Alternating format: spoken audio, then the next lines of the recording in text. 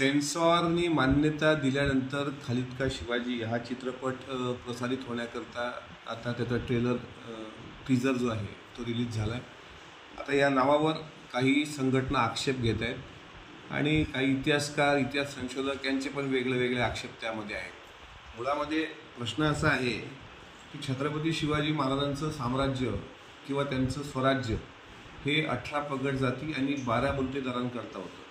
त्यांनी ज्यावेळेस राज्याभिषेक करून घेतला स्वतःचा त्यावेळेस हेनरी ऑक्झिंडन टॉमस निकल्स हे 2 इंग्रज अधिकारी सुद्धा रायगडवर दिसतात। शिवाजी महाराजांच्या अफजल खान मोहिमेमध्ये मुस्लिम पण दिसतो। अनेक ठिकाणी म्हणजे आरमार प्रमुखात सुद्धा मुस्लिम दिसतात। त्याच्यामध्ये टक्केवारी नेमकी सांगता येणार नाही, पण एवढं सांगता येतं की शिवरायांचं स्वराज्य हे 18 पगड जाती 12 बलुतेदारांचं होतं। आता त्या टीजरमध्ये काही वाक्यांवर आणि नावावर काही महंतांनी आक्षेप नोंदवला। आमचा प्रश्न साधा आहे की खालिद का शिवाजी हे नाव चुकीचं आहे की बरोबर आहे हे सेन्सॉर ठरवेल।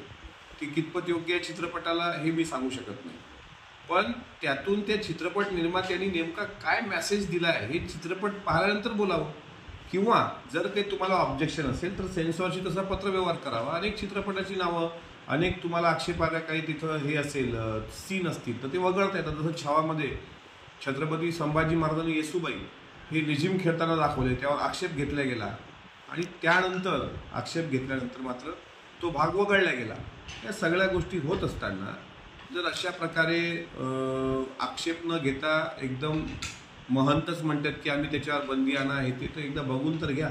आणि आमचा महंतांना साधा प्रश्न आहे की खालिद का शिवाजी या नावावर अनेकांना तिळपापड झाला असेल तर प्रशांत कोरटकर आणि राहुल सोलापूरकर हे 2 नराधम ज्यावेळेस छत्रपती शिवरायांबद्दल अवमानकारक बोलले होते त्यावेळेस महंत कुठंच का बोलले नाहीत हे मात्र अनुत्तरित प्रश्न आहेत। त्यामुळे चित्रपट पाहिल्याशिवाय मला असं वाटते त्यावर येऊ नये। आणि राहिला नावाचा प्रश्न तर नाव बदलावं या भूमिकेशी आम्ही सुद्धा सहमत आहोत।